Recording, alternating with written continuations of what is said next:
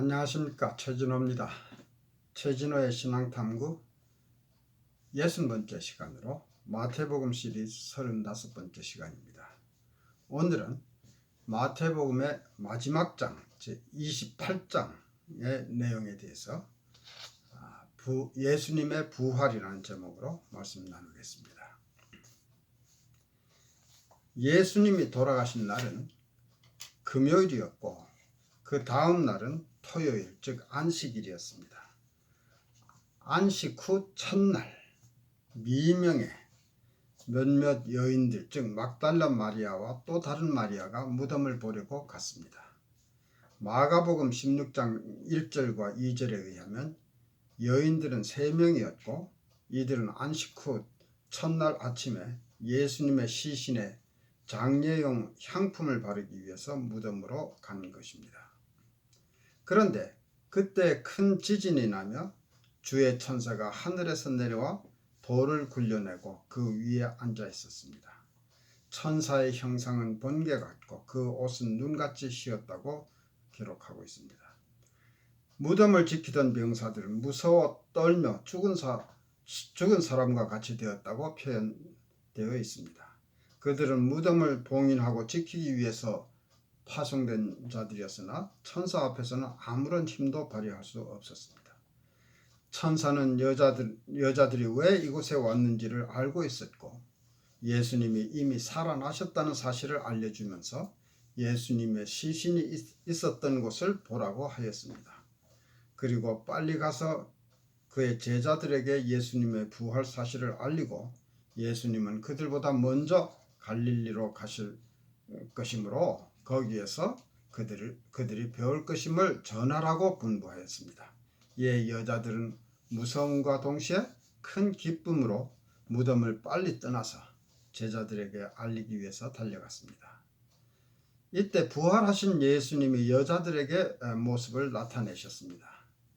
여자들은 그 발을 붙잡고 경배하였으며 예수님은 무서워 말라, 가서 내 형제들에게 갈릴리로 가라 하라. 거기서 나를 보리라 하시며 갈릴리에서 제자들을 만나실 것을 전하라고 하셨습니다. 여자들이 제자들에게 예수님의 부활 사실을 알리기 위해 달려갈 때 또 다른 부류의 사람들은 다른 목적으로 바쁘게 움직였습니다. 무덤을 지키던 군병들 중 몇이 성에 가서 대제사장들에게 이 사실을 보고하였습니다. 대제사장들은 장로들과 의논하고 군병들에게 돈을 주며 매수해서 예수님의 제자들이 밤에 와서 자기들이 자는 동안에 시신을 훔쳐갔다는 거짓 소문을 퍼뜨리도록 음모를 꾸몄습니다. 그러나 군대의 규율상 경비 근무를 태만히 한 병사는 엄벌에 처해질 것입니다. 이 일까지도 그들은 배려해서 만일 이 말이 총독에게 들리면은 우리가 잘 말해서 즉 권하여 너희로 하여금 근심되게 하지 않겠다라고 약속을 합니다. 아마 그들은 이를 위해서 그들의 군병들의 그 상관들에게 별도의 뇌물이 필요했을 것에 틀림없습니다. 군병들은 유대인 지도자들이 주는 돈을 받고 그들이 하라는 대로 했으며 그 거짓 소문이 유대인들 가운데 두루 퍼졌다고 합니다. 여기에서 부활의 사실 여부에 대한 논란에 대해 잠시 생각해 보기로 합니다. 1세기 당시에 유대인들은 메시아가 오시기를 기대했지만 메시아가 죽었다가 다시 살아나는 것까지는 아무도 생각하지 못했습니다. 예수님은 십자가에 못 박혀 죽으셨고 장사되었습니다. 그리고 제자들은 크게 상심하고 사기가 꺾였습니다. 그러나 얼마 후 제자들은 빈 무덤이 발견되었고 또 다시 살아나신 예수님을 보았다고 주장하였습니다. 이 일에 근거해서 제자들과 초대교인들의 포교 활동이 시작되었고 수많은 사람들이 그로 인해서 순교했습니다.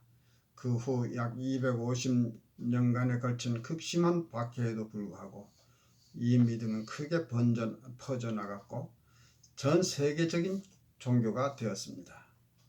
그럼에도 불구하고 한편으로는 그로부터 2000년이 지난 지금까지도 예수님의 부활은 거짓이라고 주장하는 사람들이 있는 것도 사실입니다.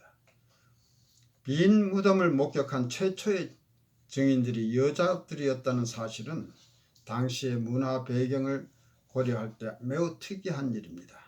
고대 사회에서는 여자들의 증언은 어린아이의 말처럼 신빙성을 인정하지 않았습니다.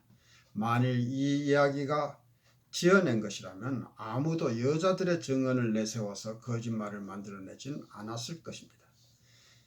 이 일이 있은 후에 제자들에게 일어난 일들을 보면 거짓이나 음모설로는 도저히 설명이 되지 않습니다. 만일 부활이 거짓으로 지어낸 이야기라면 누가 무슨 목적으로 거짓말을 지어냈으며 그들이 그것으로부터 얻는 것이 무엇인가를 생각해 보아야 할 것입니다.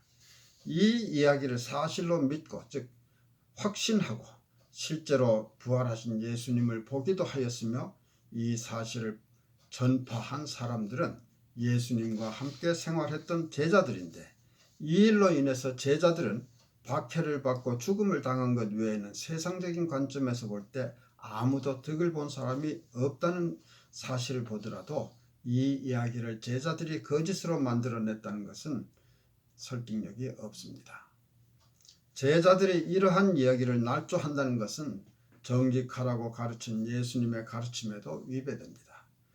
스승의 가르침을 거역해 가면서까지 자기들이 또 그로 인해서 박해와 죽음을 당할 거짓말을 만들어낸다는 것은 논리에 맞지 않습니다.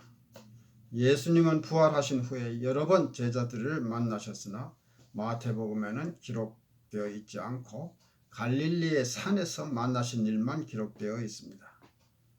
예수님이 제자들에게 갈릴리에서 만나겠다고 약속하신 일을 마태는 여러 번 기록한 바 있습니다. 이곳 16절에서는 갈릴리에 예수의 명하시던 산이라고 하였는데 이 산이 구체적으로 어느 산이었는지는 확실치 않습니다.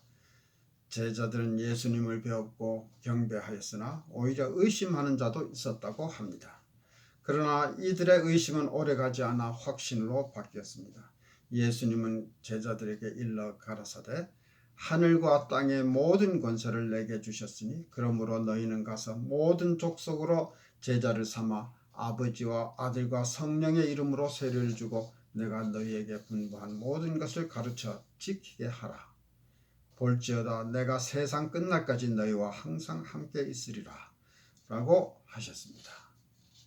예수님은 하늘과 땅의 모든 권세를 성부 하나님으로부터 위임받았음을 확인하십니다.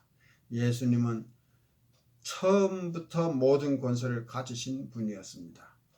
유대인들은 예수님의 가르치시는 권세에 놀랐고 그들의 서기관들과 같지 아니하였다고 7장에서 기록하고 있습니다.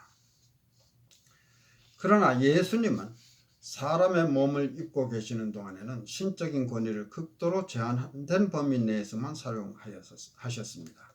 그러나 지금에 와서는 인류의 구원을 위해서 계획하신 대로 예수님은 하나님이신 삼위의 한 위로서 땅에서의 권세뿐만 아니라 하늘에서의 권세까지도 다 가지신 분이라는 점을 제자들에게 분명히 밝히실 필요가 있었으리라 생각됩니다.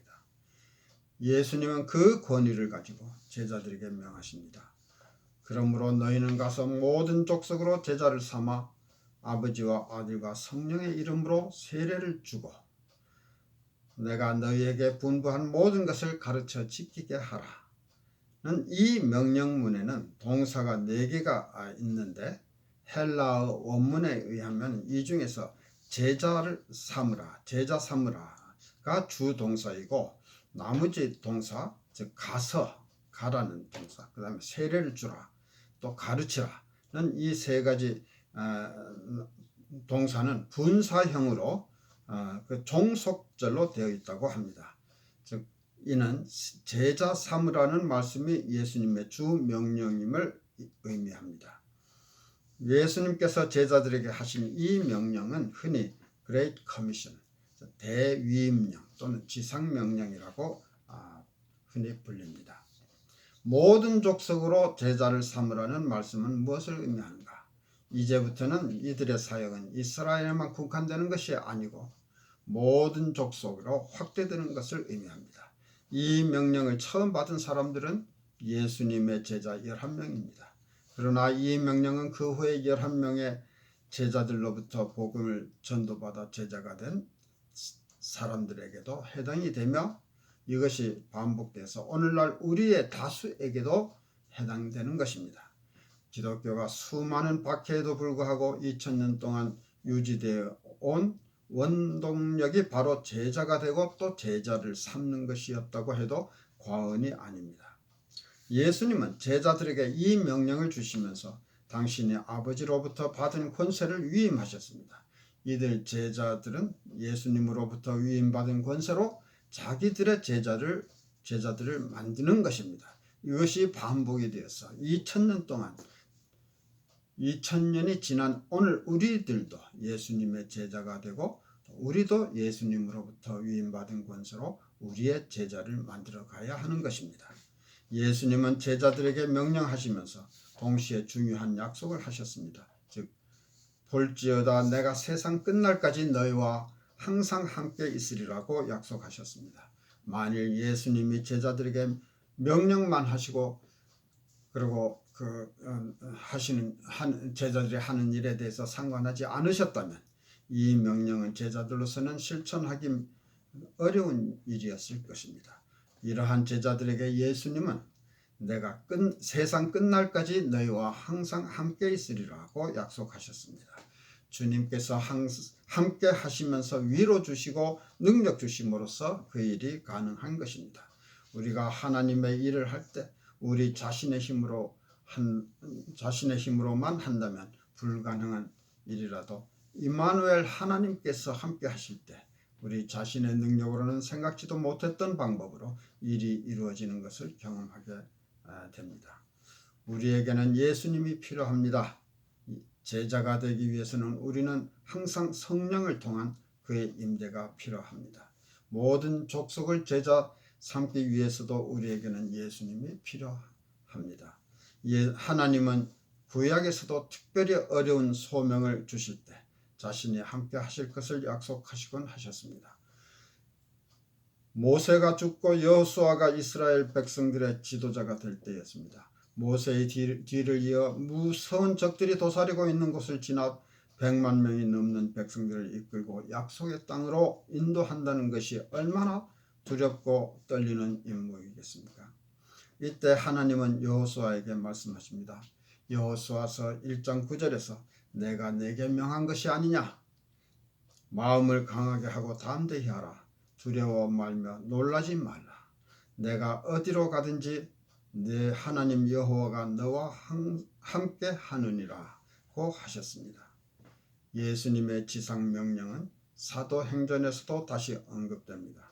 사도행전 1장 8절에서 오직 성령이 너희에게 임하시면 너희가 권능을 받고 예루살렘과 온 유대와 사마리아와 땅끝까지 이르러 내 증인이 되리라고 하셨습니다. 감사합니다. 이렇게 해서 마태복음 28장에 대한 해설을 다 마쳤습니다. 그동안 최진호의 신앙탐구 총 60회를 해왔는데 처음에 25편은 예수 믿기가 어렵지요 라는 저의 저서에 대해서 해설을 했었고 그 다음에 26편부터 60편까지 마태복음을 해설했습니다. 다음 시간부터는 어떤 시리즈가 없이 좀 자유롭게 그때그때 이 주제를 가지고 여러분들을 다시 만나 뵙도록 하겠습니다. 감사합니다.